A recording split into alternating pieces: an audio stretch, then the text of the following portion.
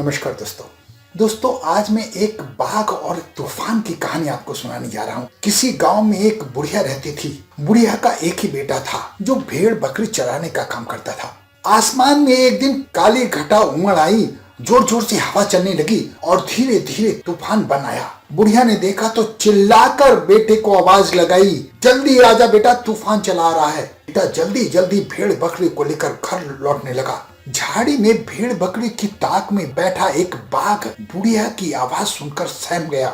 सोचने लगा ये तूफान क्या बला है। इस जंगल में एक से एक खूंखार और बलशाली जानवर है, मगर तूफान का नाम तो आज तक नहीं सुना।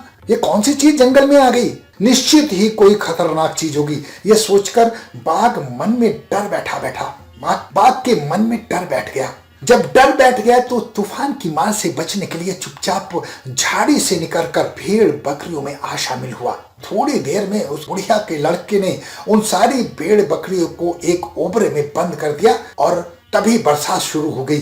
तभी एक चोर के मन में आया कि आज मौका है, कोई अच्छा सा बकरा चुरा लेता हूँ, और यह सोचकर बुढ़िया के ओबरे में घुस गया।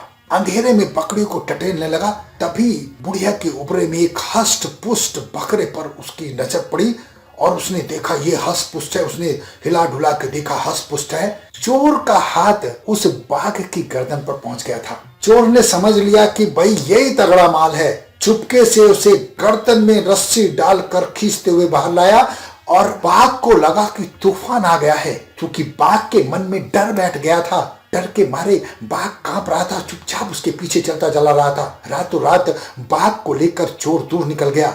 जब सुबह का उजाला हुआ तो चोर ने देखा कि बकरे की जगह बाघ को बांध लाया है, तो डर के मारे उसकी हालत खराब हो गई और बाघ को छोड़कर उल्टे पैर भाग खड़ा हुआ और एक खोखले पेड़ के में घुस गया। उस चोर के हाथ से छूटते हुए बाघ जंगल की तरफ तेजी से भागता ही चला गया।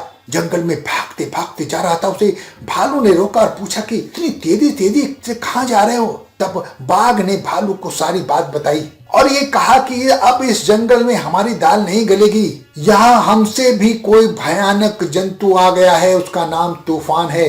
बाघ की बात सुनकर भालू को गुस्सा आया। वो अपने दोनों पंजों पर खड़ा हो गया और कहने लगा, मेरे साथ चलो, एक ही वार में उसके चिथड़े ना उड़ा दिए तो मेरा नाम कहना। भालू का साथ मिलकर बाघ को हिम्मत आई और वो उसे ढूंढने के लिए निकल पड़े। तूफान को हर जगह तलाश किया लेकिन कहीं दिखाई नहीं दिया।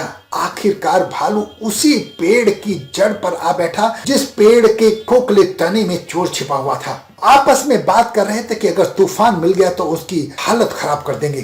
तभी चोर ने देखा कि भालू की पूंछ ये हाथ की रेंज में आ गई है। उसकी हाथ की पकड़ के बहुत पास है। उसने दोनों हाथों से भालू की पूंछ पकड़ ली और पूरी ताकत से अपनी तरफ खींचना शुरू कर दिया। अचानक भालू की पूंछ पर खिंचाव होने से भालू घबरा गया। वो चिल्ला उठा और अपनी पूंछ छुड़ाने के लिए पूरी शक्ति लगा दी। एक तरफ चोर पूंछ खींच रहा था, दूसरी तरफ भालू ने शक्ति लगा दी और भालू की पूंछ उखड़ गई।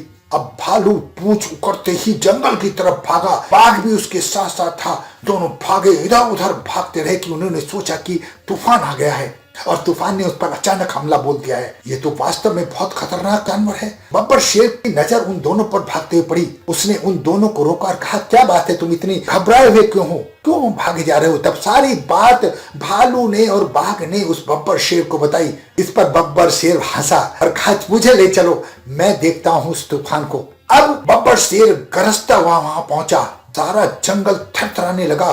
सारे पेड़ पौधे कांप उठे। उसी पेड़ों के कंपन के कारण चोर भी कांपने लगा और हिलने के कारण उस बब्बर शेर की पीठ पर आ बैठा। अब अचानक हमले से बब्बर शेर बौखला गया। उसे लगा कि तूफान आ गया है। वो जंगल की तरफ भागा। चोर को लगा कि मुझे मेरी जान को खतरा है, इसलिए इसने कसकर बब्बर शेर को पकड़ लिया और भागता चला गया। बब्बर शेर भी भागता चला गया और शेर के ऊपर बैठे बैठे चोर की हालत खराब हुई। इतना लंबा सफर तय करने के बाद चोर थक चुका था। उसकी पकड़ ढीली पड़ गई और बब्बर शेर उसके हाथ से छूट गया। चोर जमीन पर गिर गया। शेर को भी पीछे देखने की कहां फुर्सत थी। वह भागता रहा, पागलों की तरह भागता जा रहा था। बड़ी मुश्किल से जान बची। जब दूर निकल गया तो तीनों आपस में मिले और शेर के भी हौसले पस्त हो चुके थे। तब बब्बर शेर ने कहा कि तूफान वास्तव में बहुत खतरनाक है।